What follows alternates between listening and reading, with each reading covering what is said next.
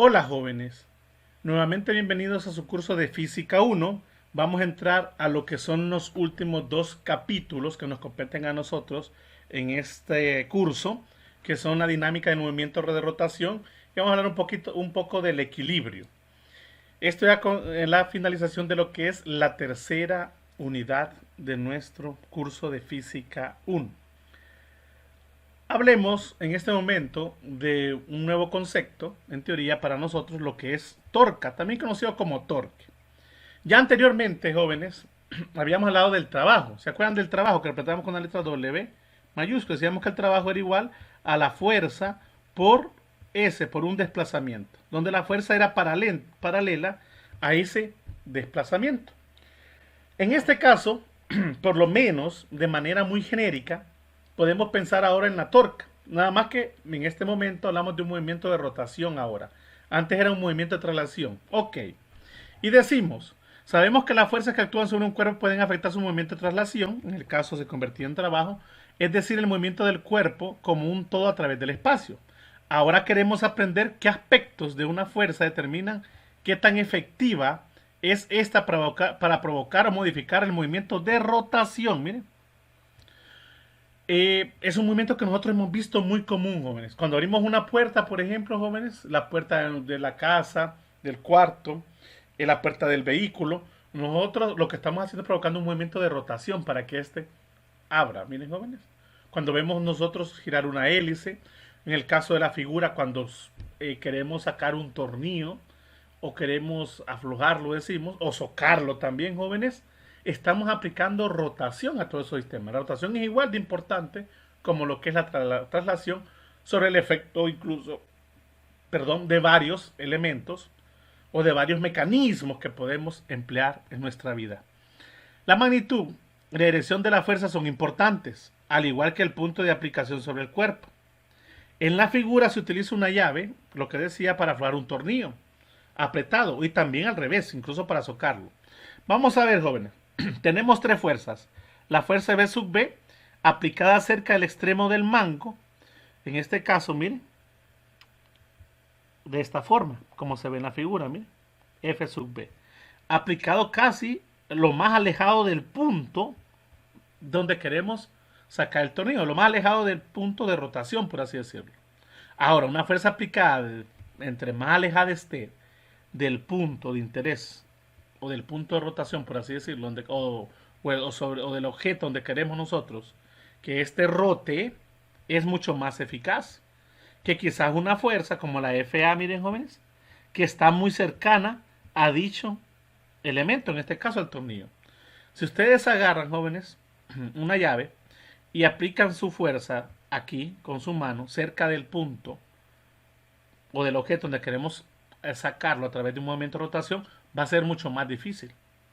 Sin embargo, entre más nos vamos alejando, va a ser mucho más fácil. Con menos esfuerzo vamos a poder sacar ese tornillo. Y eso, jóvenes, es importante. Eso es nuevo un concepto parecido al S, en el caso del trabajo, pero un tanto diferente, de una manera un poco distinta. Y posiblemente también se aplica una fuerza C, como la que vemos nosotros, miren jóvenes. Lo que sucede es que esa fuerza C, jóvenes, por la línea de dirección de la fuerza, no provoca movimiento rotacional, porque está dirigida a lo largo del punto de apoyo. Por lo tanto, una fuerza C, jóvenes, no nos serviría a nosotros en nada. Si el objeto se trasladara así, pero en este caso ni siquiera se va a trasladar. Una fuerza, jóvenes, aplicada sobre el punto o en dirección del punto de apoyo, no provoca torque, no provoca un movimiento de giro, como decimos nosotros. Por lo tanto, no sirve de nada, ya que se aplica en el mismo punto, como decía, y tiene la misma magnitud de la que FB. Pero está dirigida a lo largo de la longitud del mango. Aunque tenga la misma magnitud de la fuerza FB, pero el efecto es diferente, miren jóvenes. Eso es como que yo les dijese que empujaran la puerta, que una vez abierta la puerta del vehículo, y la empujaron como de manera hacia la bisagra, miren, directamente. No que la rotaran, sino que la agarraran en su extremo y la empujaran. Ok, van a hacer fuerza, obviamente, pero no va a pasar absolutamente nada. La torca, jóvenes, persigue entonces la idea del movimiento de rotación de un sistema. aplicando una fuerza. Ojo, y como ya se dieron cuenta, a mayor distancia que yo aplique esa fuerza sobre un objeto sólido, a mayor distancia del punto pivote o del punto donde yo deseo sacar un tornillo, etcétera, más efectiva se va a volver. La medida cuantitativa de la tendencia de una fuerza para provocar o modificar el movimiento de rotación de un cuerpo se llama torca, lo que le estaba diciendo. Decimos que FA genera una torca sobre el punto O. Si volvemos a la figura, vamos a mejorar esta parte, vamos a borrar. Si volvemos a la figura, jóvenes, y observamos los puntos marcados directamente en ella, tenemos el punto O, que es este que está acá, lo observan, directamente sobre el eje de rotación.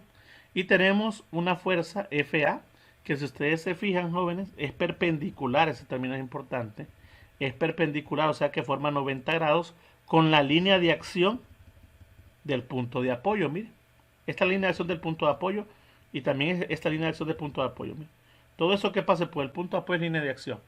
Si yo aplico una fuerza perpendicular a dicha línea de acción, yo puedo provocar un movimiento de rotación, que es lo que ando buscando realmente.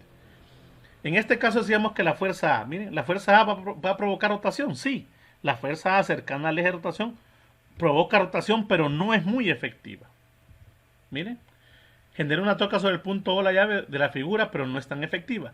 La fuerza FB, que también se aplica con respecto al punto O de manera perpendicular, sin embargo, está más alejada de ese punto O, jóvenes, permítanme.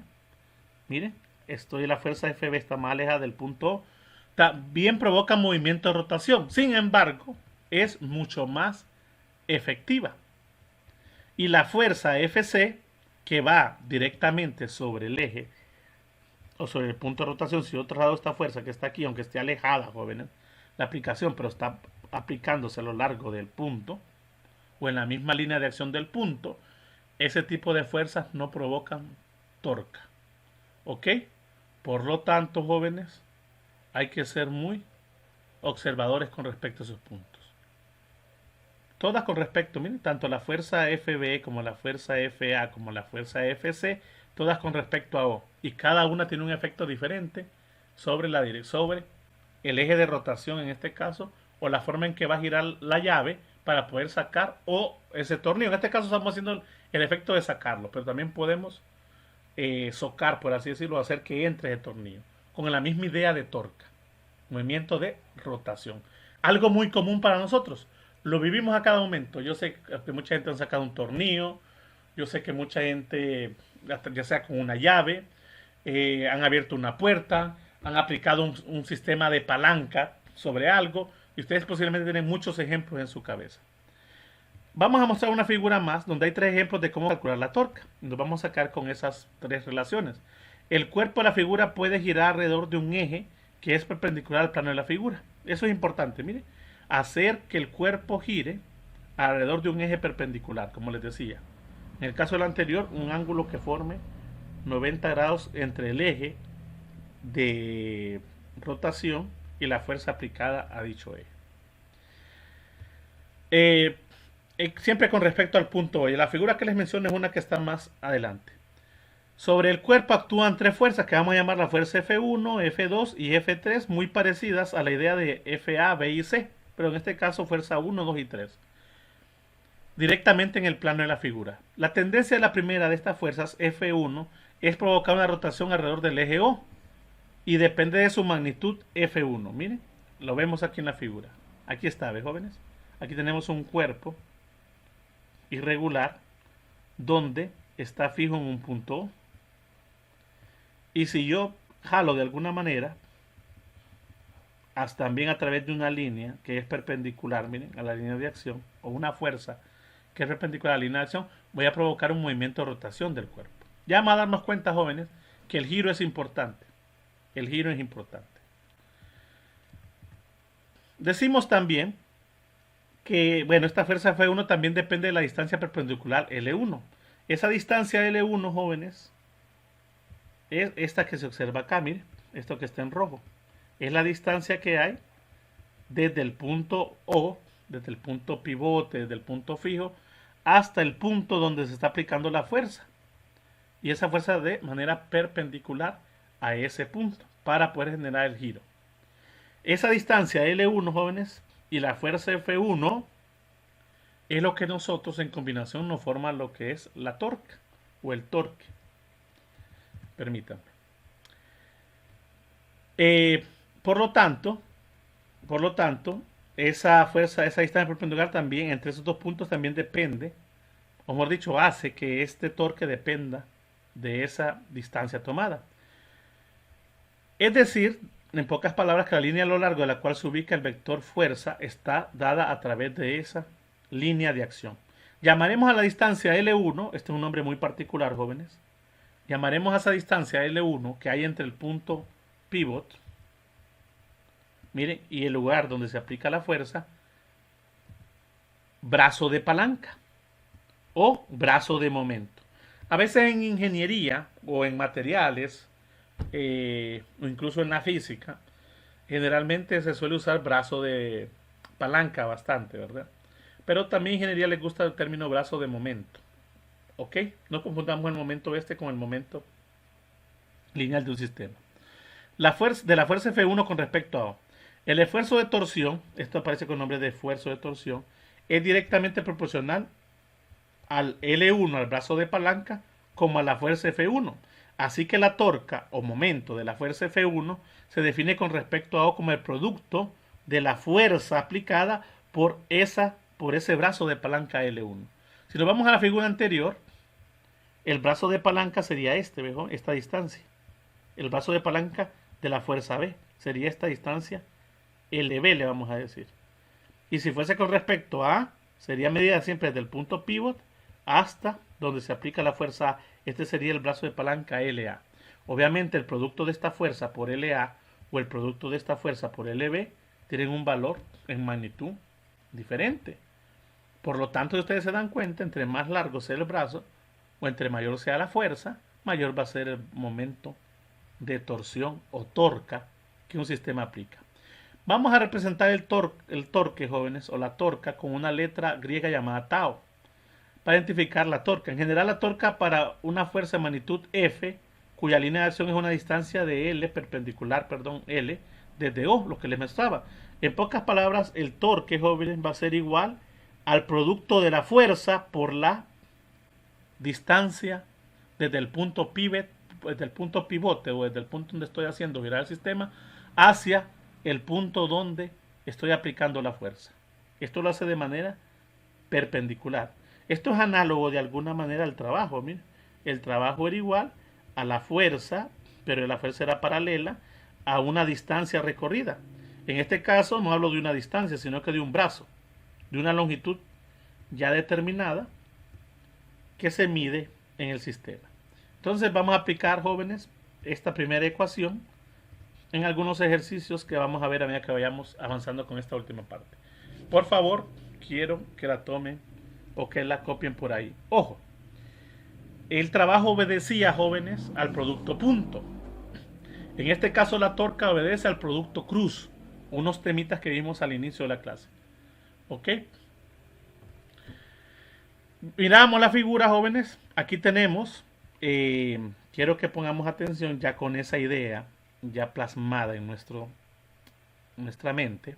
Veamos tres casos importantes que se dan en esta figura.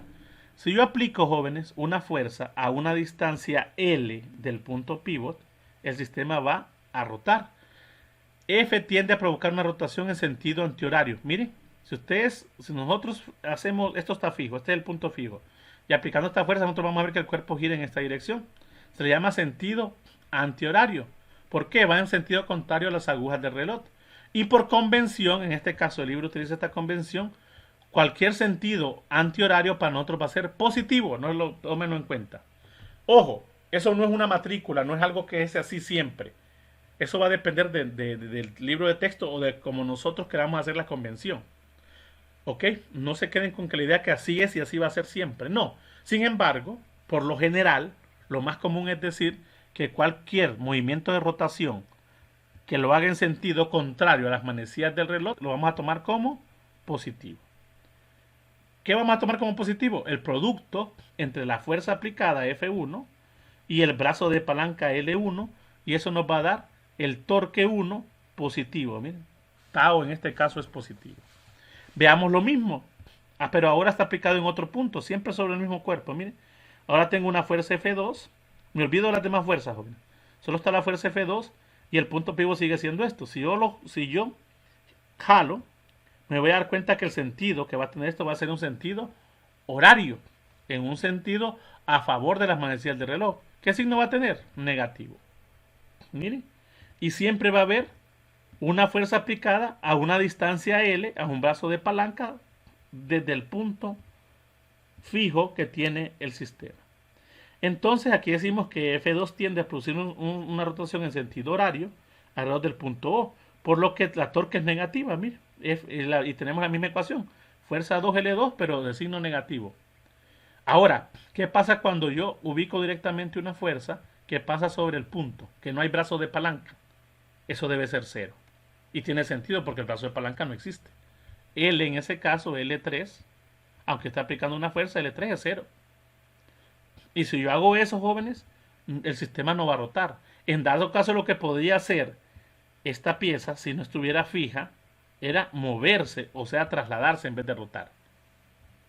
Y si está fija, ahí, y yo estoy jalando, puede ser que no la mueva. Ok, entonces cualquier fuerza que pase por el punto de rotación, siempre y cuando no venza en la resistencia de ese punto, no va a provocar absolutamente nada. Ok, tomen eso en cuenta. Vamos a ir trabajando bastante sobre eso. La fuerza F1, resumiendo la figura, tiene a provocar la rotación en sentido antihorario, como le habíamos dicho, y la fuerza F2 lo hace en sentido horario. En este caso, la fuerza F1 genera un torque positivo y la fuerza F2 genera una torca negativa. Dice que para distinguir estas dos posibilidades tenemos que elegir un sentido de giro positivo, como les decía, con la elección de las torcas en sentidos antihorarios positivos y horarios negativos para que no se nos olvide. Por eso al final teníamos dos torcas. La torca que provoca la fuerza F1 es positiva y la torca que provoca la fuerza F2 es negativa. Y aquí está la forma de escribirlo. Nosotros vamos a usar este símbolo generalmente para torque, miren, haciendo un giro, ya sea antihorario, poniéndolo positivo, o haciendo un giro con la flechita hacia el otro lado, antihorario, poniéndolo negativo. Eso es importante para el análisis mucho sobre lo que es la parte de estática, incluso dinámica, ¿ok? Sobre los diferentes equilibrios del sistema. Entonces, esta forma, joven, esta simbología, nos indica, en este caso, un sentido antihorario y en este caso un sentido antihorario. La unidad del Sistema Internacional de la Torca, como ya se dieron cuenta, la unidad de la fuerza es Newton y la unidad del brazo de palanca en el sistema la mido en metros. Ahora, anteriormente en el trabajo era una idea parecida. Teníamos la fuerza por el desplazamiento, donde la fuerza se medía en Newton, punto, y el trabajo se medía, y la distancia se medía en metros. Y al final eso nos daba el joule. Sin embargo, aquí cuando hablemos de torque, jóvenes, no vamos a hablar de joules. Cuidadito, y van a decir que en newton por metro es igual a joules cuando estoy hablando de torque o un sistema de rotación. Ok, ahí lo estamos bien claro. Por lo tanto, lo podemos dejar expresado entonces solamente como newton por metro, así va a ser la unidad. De hecho, algunas referencias a nivel mundial lo hacen al revés, colocan primero el metro y después el newton por la misma forma del producto cruz, ¿no? R cruz F. Eso vamos a usarlo bastante. A veces se trabaja con L como R, es la única diferencia. Y cruz porque es un producto vectorial. Entonces, en vez de escribir newton por metro, escribimos metros por newton. Y nos olvidamos del posible error que podríamos cometer, pensar que newton por metro es joules. Aquí esto no es cierto. Miren, hasta aquí se los voy a subrayar. En este caso, newton por metro para mí, en un sistema que estamos hablando de un movimiento rotacional, no es joules. Simplemente es una forma de nomenclatura para lo que es el torque. ¿Ok? Mucho cuidado. Las tres maneras de calcular la torca, jóvenes, se resumen en la siguiente figura. el torque puede ser igual a fuerza por L, o sea, la fuerza por el brazo de palanca, o lo que les decía, miren, sustituyendo a R por F por el seno del ángulo. El producto punto que mirábamos nosotros era con el coseno, ¿se acuerdan? El trabajo era igual a Fs coseno de phi. Aquí no, aquí es seno de phi. Y la fuerza entonces es una fuerza tangencial R. ¿Ok? Si ustedes observan, jóvenes, aquí tenemos un punto O, que es el punto pivot. Todo lo que pasa por aquí es la línea de acción, miren. ¿Ok? Si yo aplico una fuerza, jóvenes, si yo aplico una fuerza, la cual no es ni perpendicular ni paralela a ese punto, yo debo de descomponerla. Y voy a obtener dos fuerzas. Una fuerza radial, como su nombre lo indica, a lo largo del radio, a lo largo del punto, y una fuerza tangencial, así se le conoce también a esa fuerza perpendicular, la cual forma 90 grados. Esta que está aquí, jóvenes, pasa por la línea de acción, forma un ángulo de 0 grados. Pero como yo ya sé por definición que cualquier fuerza, jóvenes, que pase en la misma dirección, que yo la dibuje en la misma dirección de la línea de acción, del punto pivot, eso no genera torque. Por lo tanto, a pesar de que yo la puedo descomponer, que la fuerza radial es igual a F coseno de phi, pero esta fuerza para mí no me va a interesar si estoy hablando de torque. ¿Por qué? Porque esta componente, jóvenes, no genera un movimiento rotacional. Cosa que sí lo hace, jóvenes, la fuerza tangencial, miren, la que forma 90 grados. Una fuerza, jóvenes, que tiene un ángulo phi, que forma un ángulo phi con el eje o la línea de acción que le llaman ellos aquí, o también está la línea de acción o la línea que pasa por el punto pivot, jóvenes, tiene dos componentes, una componente perpendicular y una componente paralela. Se fijan que hemos usado los términos X y Y, que es muy familiar, mente lo podemos usar nosotros, no lo uso. Sin embargo, me quedo con tangencial y con radial, o sea, perpendicular y paralela. Y la que me interesa, jóvenes, la que me genera torque en este caso es esta. Por lo tanto, esta fuerza tangencial multiplicada por este brazo R, jóvenes, por la magnitud de este brazo R, que esto es lo que va a ir la distancia del punto pivot a este punto, me genera esta forma, miren, la tercera forma que aparece aquí. ¿Ok? Directamente. Otra forma, jóvenes, otra de las formas es tomando R directamente, lo que decía R directamente y usando F, el F total, pero teniendo cuidado de poner siempre el seno del ángulo que forma esa fuerza F con la línea por donde pasa o por donde se proyecta el punto pivot del sistema. Vuelvo y repito, no se preocupen, vamos a ir viendo esto a detalle. Miren, todas estas llegan a lo mismo, jóvenes. No es que cada una tiene un cálculo distinto, no, todas llegan a lo mismo. Y otra forma, la forma más sencilla, es cuando directamente la fuerza se aplica de manera perpendicular. Es como que esta fuerza de aquí, jóvenes, se hubiese aplicado de un solo de esta manera. ¿Ok? Aquí, entonces, resumiendo, las tres expresiones de la torca serían estas, que quiero que las tengan ahí, jóvenes, siempre anotadas, porque las vamos a usar. Todo va a depender cuál nos salga mejor, más fácil de introducir sin tanto análisis.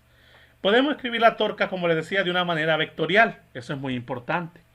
Esto está escrito en forma de magnitud, pero a veces es necesario recurrir a la forma vectorial.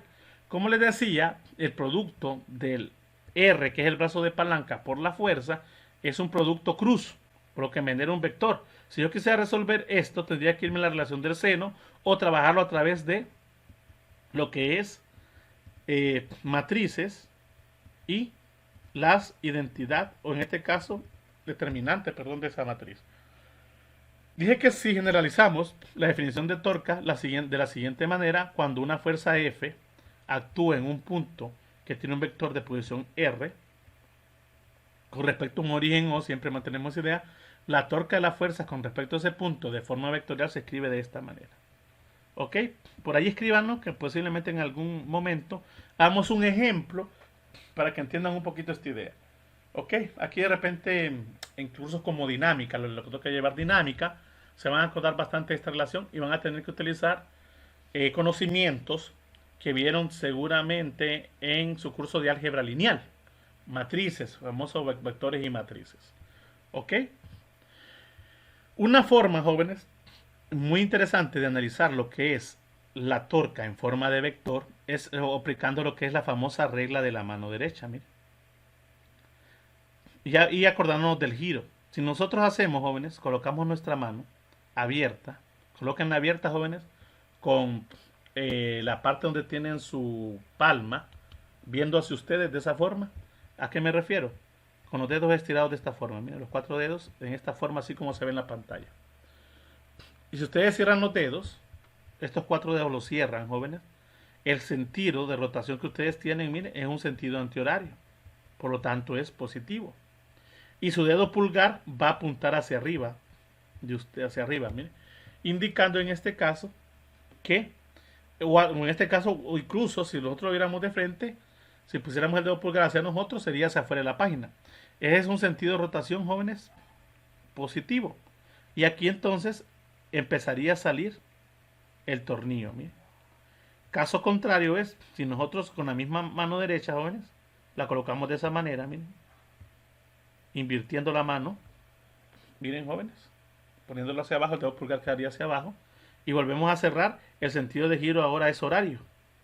Por lo tanto, el tornillo va a empezar a socar, por así decirlo, va a empezar a penetrar donde queremos nosotros que ingrese. Entonces, esto se conoce como una torca negativa. Y ahí está, miren, sentido horario negativo, sentido antihorario positivo. Regla de la mano derecha. Vamos a analizar lo que es la torca y la aceleración angular de un cuerpo rígido. Hay una relación, jóvenes, entre el movimiento de torsión y lo que es la aceleración angular. Leamos lo siguiente. Conforme un cuerpo rígido gira alrededor del eje Z, vamos a tomar a un eje Z como el eje de giro. ¿Se acuerdan de omega Z, verdad? Y perdón, alfa Z y omega Z, que lo hacíamos con respecto a un eje Z. Bueno, seguimos esa idea. Una fuerza neta F1 actúa sobre una partícula del cuerpo. Solo la componente de la fuerza F1 tangencial puede afectar la rotación, ya que solo F1 tangencial ejerce una torca en torno a O. Por lo tanto, las otras, jóvenes, no lo hacen. Siempre la misma idea, jóvenes, del movimiento de rotación perpendicular. Miren, aquí tenemos un punto O fijo en el plano cartesiano, el plano X, bueno, el plano en este caso, el plano espacial. Bueno, no se dice plano, el sistema de ejes coordenados en el espacio. Porque el plano se refiere a un conjunto solamente de dos direcciones, de dos ejes. En este caso tenemos a X, Y o Z. Miren, si nosotros tenemos un cuerpo, el cuerpo este que está acá, miren, ¿no? Y aplicamos una fuerza, miren, una fuerza F1Z. Esa fuerza, jóvenes, puede tener, esa es una fuerza a lo largo del eje Z. Tiene dos componentes. Una componente que es una componente tangencial y una componente que es una componente radial, que va en dirección del radio de giro. Esta componente radial, jóvenes, no genera torque. La única que genera movimiento de rotación es la tangencial. Esa idea sigue siendo igual. ¿Ok? Cuando eso ocurre, jóvenes, un cuerpo se puede acelerar de una manera, incluso a través, hablando de manera tangencial, de manera radial del sistema. Entonces, jóvenes, aplicando la segunda ley de Newton para la fuerza que provoca torque, la fuerza F1 tangencial sería la masa 1 por la aceleración 1 tangencial, jóvenes. Esta es análoga a la segunda ley de Newton. Fuerza igual a masa por aceleración. Miren. ¿Cuál fuerza? La fuerza 1 que es tangente, la que provoca el torque. La masa del cuerpo, jóvenes. La masa de todo este cuerpo que dibujé. Miren. Y la aceleración. ¿Cuál es la aceleración? La aceleración tangencial del sistema. Dice que podemos expresar la aceleración tangencial de la primera partícula en términos de la aceleración angular alfa z del cuerpo. ¿Se acuerdan ustedes, jóvenes, que la aceleración tangencial, lo vimos también en la sección pasada, la A tangencial era igual al producto del radio por omega? Eso sigue siendo igual. Entonces, valiéndonos de esa definición, para la tangencial, decimos que esto para A1 tangencial sería R1. Miren la distancia del punto hacia donde está la partícula, en este caso 1, por la aceleración angular. ¿Qué vamos a hacer con esto? Sustituyamos. ¿A dónde? En esta ecuación, en la representación de la segunda ley. ¿Ok? ¿Qué nos queda esto que está acá, jóvenes? directamente. Ajá, y si multiplicamos ambos lados por R1, es lo que hacemos nosotros ahí, una vez que sustituimos esto, en vez de aceleración 1, multiplicamos por R1 ambos lados. Obviamente este lado de la derecha queda R1 cuadrado y aquí queda R1. ¿Ok? Decimos entonces que las componentes F1 radial y F1Z no contribuyen, en lo que les decía, a la torca alrededor de Z. Por lo tanto, estas que están aquí, jóvenes, no nos interesan. La única que contribuye al movimiento rotacional es ese. ¿Ok? Alrededor de Z. Por lo tanto, tau S1, jóvenes, es igual a la fuerza 1 tangencial veces R. Ya se dieron cuenta, jóvenes, que esto es tau. Esta es la definición de tau. Miren. De la torca. Multiplicar eso por esto me da la torca. Miren, fuerza por R. Aquí está, ¿ve? Fuerza por R. Fuerza tangencial por R, eso es tau. Pero yo puedo reescribir eso de esta forma. Van a ver aquí es donde aparece la relación con alfa z. Es la torca total que actúa sobre la partícula con respecto a la eje de rotación. Además, el producto de masa 1 por R1 al cuadrado, o sea, este pedacito, es el momento de inercia, que también lo vimos nosotros en la sesión anterior. ¿Se acuerdan que el momento de inercia, jóvenes, de un cuerpo se define de manera como el producto de la masa del cuerpo por la distancia R al cuadrado? Esto entonces es I. Y el momento de inercia de la partícula alrededor del eje de rotación se define de esa manera. Por lo tanto, podemos reescribir la ecuación anterior. Ya sabemos que esto es tau. Entonces ponemos tau. Sabemos que masa 1 por R1 cuadrado sería el momento de inercia 1 al cuadrado por alfa. Mira. Y eso ya sabemos que es esto. Entonces aparece esta definición interesante. Por lo tanto, podemos escribir que la sumatoria de todos los I, porque pueden haber varios varios torcas, es igual a la sumatoria de los productos de estas dos por una aceleración a z, alfa z, donde alfa z va a ser constante. Y estos, jóvenes, ¿qué es otra cosa? Los momentos de inercia. Esto sería los I sub I, por así decirlo, los momentos de inercia del sistema.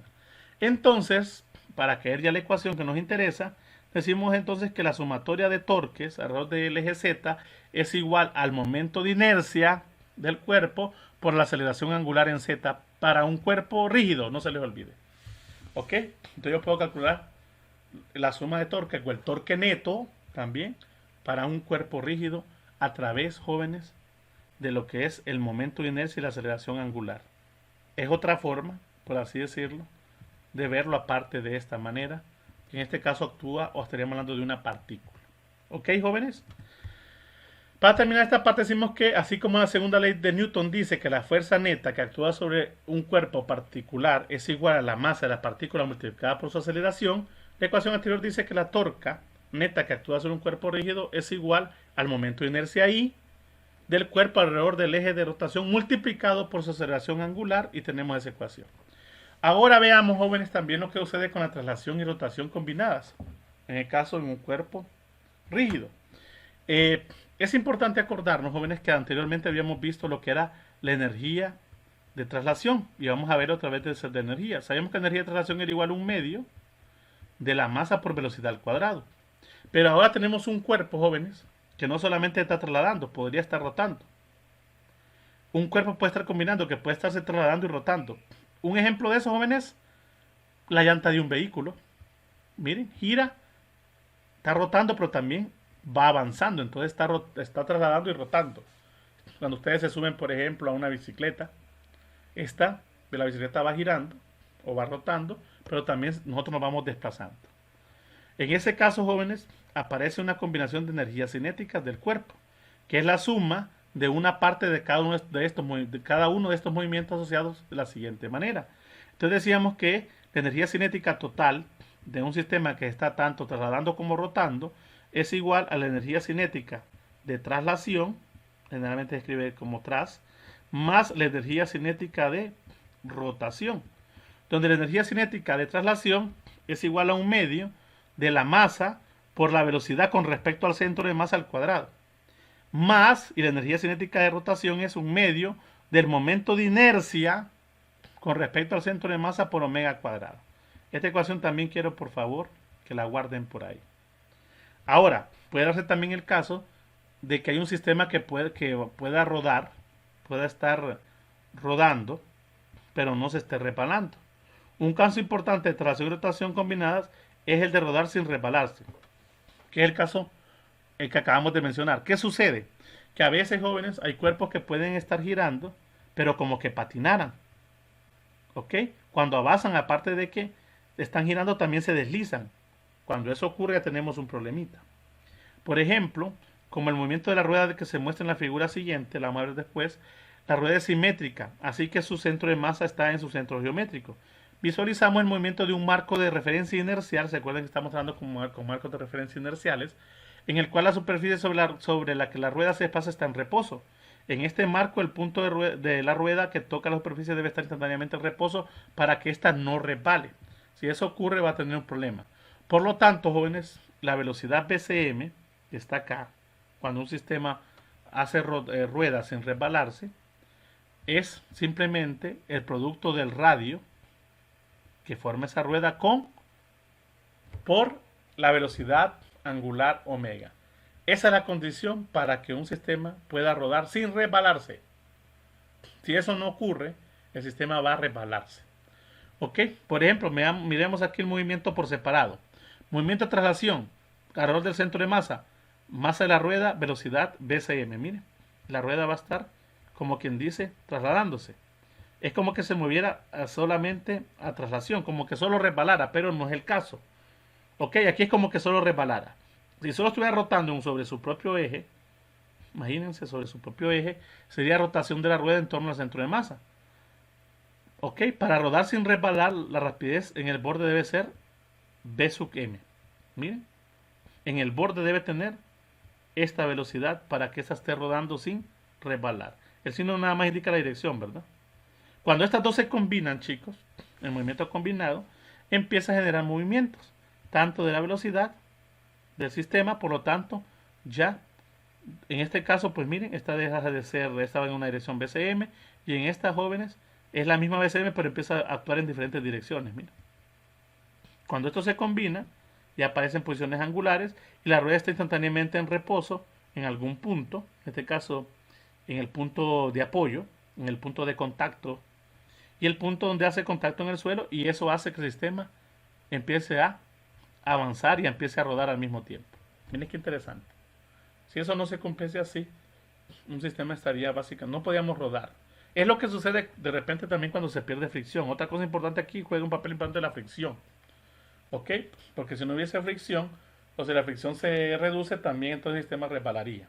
Mucho ojo a eso. Pasando a la parte de traslación y rotación combinadas, la anterior fue una idea más que todo eh,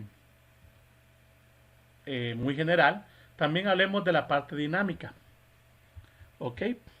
También podemos analizar el movimiento de traslación y rotación combinada de un cuerpo rígido desde la perspectiva dinámica.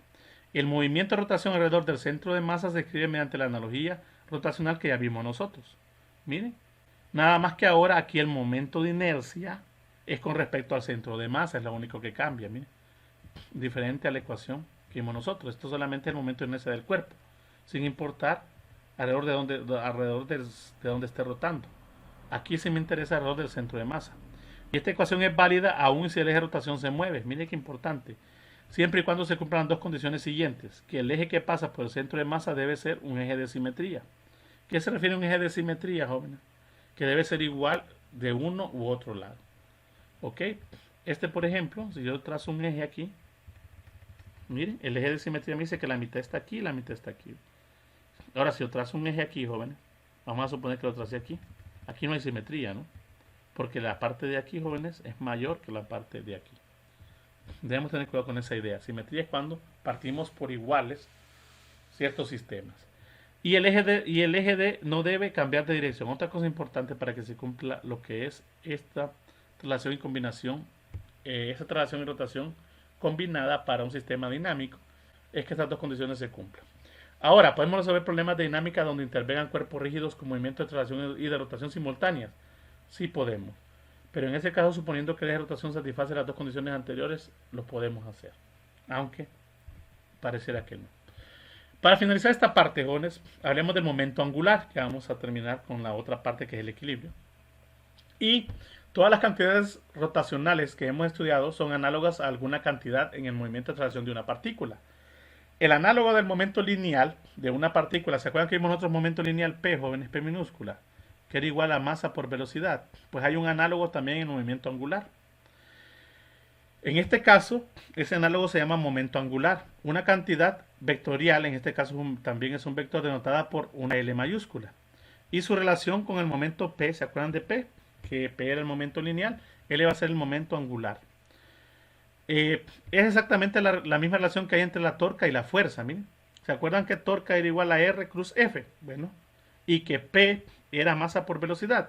La idea sigue siendo igual. Ojo, sin embargo aquí hablo de un producto cruz. Esta X no significa por, no se dice R por F, no, se dice R cruz F, jóvenes.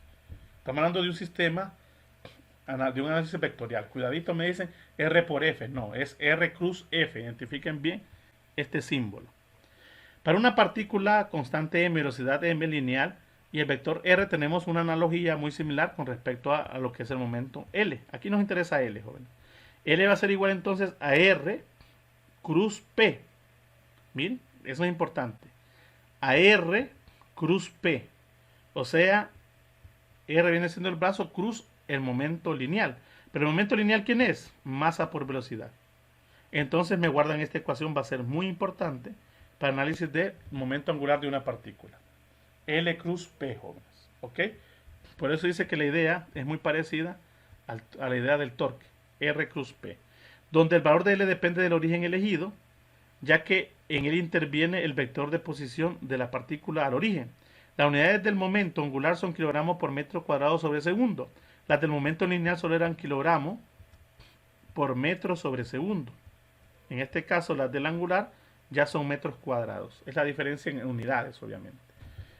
Vamos a hacer un par de ejercicios también con respecto a esto. ¿Ok? Analizando de manera general el momento angular de un cuerpo rígido a través del vector angular omega, también está sobre el eje, que también está sobre el eje de rotación. Por lo tanto, para un cuerpo rígido que gira alrededor de un eje de simetría, siempre mantenemos el eje de simetría, y otra vez aplicando la regla de la mano derecha, jóvenes, nos damos cuenta que podemos escribir a L en función de omega. ¿Ok? Así que tenemos la relación vectorial que el momento angular es igual al momento de inercia por el vector omega. ¿Ok? Para un cuerpo rígido que gira alrededor de un eje de simetría, como se ve en la figura. Miren, sentido antihorario, horario, no importa. La definición para el momento L es directamente esa, y quiero que también me la guarden. Hay que diferenciar entre estos, jóvenes, y los otros valores. Mucho cuidado, cada uno tiene su regla. Si el momento angular total del sistema en la partícula es la suma de las torcas externas, entonces decimos que la sumatoria de torcas es igual a la derivada. Jóvenes, si yo derivo este L con respecto al tiempo, si yo agarro la derivo a L con respecto al tiempo, jóvenes, que es como que agarra el momento de inercia, lo saque y derive omega con respecto al tiempo. ¿Qué es esto, jóvenes? ¿Qué es la derivada de omega con respecto al tiempo? La derivada de la velocidad angular con respecto al tiempo es aceleración angular, z, ¿se acuerdan? ¿Y quién es I por I omega z? I por alfa. ¿Quién es I por alfa, chicos? Aquí está. I por alfa es la sumatoria de torques. Ven qué interesante, solo con una simple derivada de ese sistema llegué a encontrar esta relación que es el torque. Entonces el torque, esto es la sumatoria de torques o el torque neto. Así de simple. Guárdenme también esta relación, que si en algún momento L depende del tiempo, si la velocidad angular, perdón, si el momento angular depende del tiempo y yo lo derivo con respecto al tiempo, automáticamente tengo el momento de torsión o torca. ¿Ok? Y no podemos irnos sin hablar de la conservación del momento angular. Acabamos de ver que el momento angular puede servir para expresar de otro modo el principio dinámico básico del movimiento de rotación. También es la base del principio de conservación del momento angular.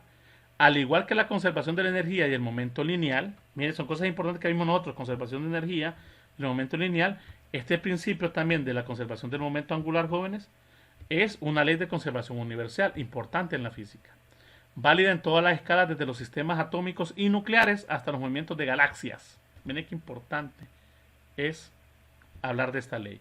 Este principio en consecuencia es consecuencia directa de la ecuación anterior, de la última, que dice que la sumatoria de torques es igual a la derivada de dl con respecto al tiempo. Si esta derivada de dl con respecto al tiempo, donde L es constante, si L es constante, jóvenes, si L es una constante, no cambia, es un principio de conservación, esa derivada es cero. Por lo tanto, la sumatoria de torques es igual a cero. Eso indica que el momento angular es constante. Por lo tanto, es un principio de conservación del momento angular. Y si la torque externa neta que actúa sobre un sistema es cero, el momento angular total del sistema es constante y se conserva. Así de simple. ¿Ok? Y hacemos una idea de un trapecista, un clavadista, una patinadora que realizan piruetas en la punta de un patín. Aprovechan este principio, mira, de conservación. ¿Se han fijado cómo gira un patinador? ¿Ok? O como un trapecista empieza a hacer sus piruetas y lo hace tan exquisitamente. Obviamente ellos dominan de alguna manera todos estos tipos de sistemas. Lo mismo que hace un clavadista que en el aire empieza a moverse a su antojo, ya ha practicado y ha logrado dominar ese principio de conservación de momento angular. Todo eso va a ir variando, jóvenes, de acuerdo con incluso cuando uno se encoge o se estira, etcétera, el momento angular del sistema va variando. Y para terminar estas últimas partes, jóvenes, vamos a introducir lo que es el capítulo 11. Hablemos de unas bases importantes que son las condiciones de equilibrio. Cuando nosotros hablamos de un sistema de equilibrio, no necesariamente hablamos de algo que no se mueve. También pensamos en algo que se mueve. Pero hay condiciones de equilibrio estático totalmente. Cuando un sistema está en condiciones de equilibrio total, es cuando no tiene movimiento alguno. Ahí sí estoy hablando de un reposo. Ahora, las expresiones equivalentes para un cuerpo extenso en el que el centro de masa del cuerpo no tiene aceleración alguna. Bueno, aceleración cuando el resultado de todas las fuerzas externas que actúan sobre el cuerpo es cero, miren. Eso suele denominarse primera condición de equilibrio. ¿Cuál es la primera condición de equilibrio? Que todas las fuerzas externas, jóvenes, del sistema sean igual a cero, tanto las fuerzas en X, Y o Z. Primera condición. Sin embargo, que se cumpla esto, jóvenes, no es suficiente para que un sistema esté en equilibrio. Porque puede darse que un sistema, la sumatoria de fuerzas sea cero, y sin embargo se esté haciendo un tipo de movimiento. Ese tipo de movimiento es de rotación. Esto me garantiza, jóvenes, que no va a tener un movimiento de traslación. ¿Ok? Ojo, o por lo menos si se traslada, de alguna manera, va a ser con velocidad constante. Pero la idea es que permanezca estático. Por lo tanto, necesitamos introducir otra condición de equilibrio, que es la segunda condición de equilibrio. Si la sumatoria de fuerzas es igual a cero de todas las fuerzas, también la sumatoria de momentos o torques o torcas también debe ser igual a cero. ¿Ok? Estas dos condiciones, jóvenes, que se cumplan, me permiten a mí hablar del equilibrio. Y decimos que la suma de las torcas debido a todas las fuerzas externas que actúan sobre el cuerpo con respecto a cualquier punto específico deben ser cero, al igual que todas las fuerzas aplicadas. Si esto se cumple, jóvenes, estamos hablando de condiciones estrictamente de equilibrios. Esto les va a servir bastante en clases como estática, en algún momento, los que les logran llevar directamente. Importante también la parte dinámica. Vimos muchos ejercicios de equilibrio, jóvenes, ya los vimos, y son importantes tenerlos en cuenta. Aquí tenemos las condiciones que les decía. Dice que el cuerpo A está en equilibrio estático.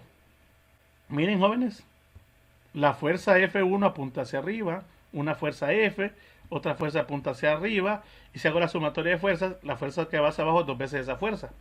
Cuando hago la sumatoria de fuerza a lo largo del eje Y, en este caso, se anula.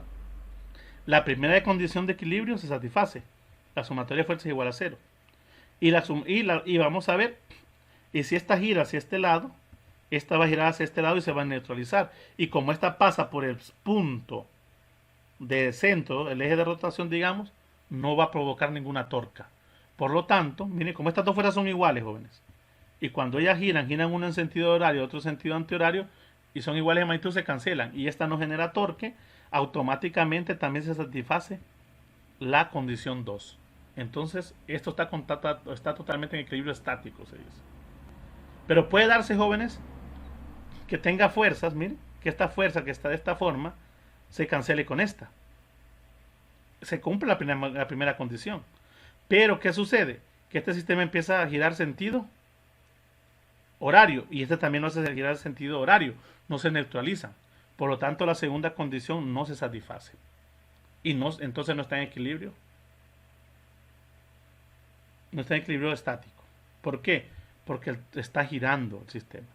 Puede darse que no esté girando, como en este caso, miren, que tengo un cuerpo donde se aplica una fuerza F hacia arriba, sentido horario, y otra fuerza hacia arriba, dos veces F, sentido antihorario.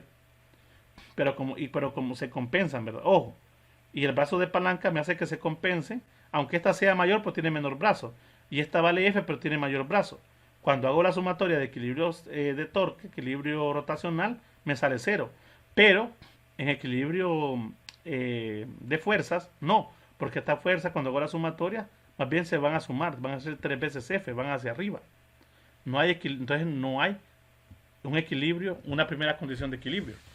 Estos dos jóvenes violarían la condición de equilibrio estático total. Y esta sí lo cumpliría. Y nos vamos a encontrar con muchas de esas cosas. ¿Cómo nos damos cuenta, jóvenes, que un sistema cumple el equilibrio? Que la sumatoria de fuerzas todas sean igual a cero, ya sean X, Y o Z, y que la sumatoria de torques sea igual a cero. ¿Ok? Y van a ser condiciones importantes para resolver muchos problemas que se van a encontrar ustedes a lo largo de sus cursos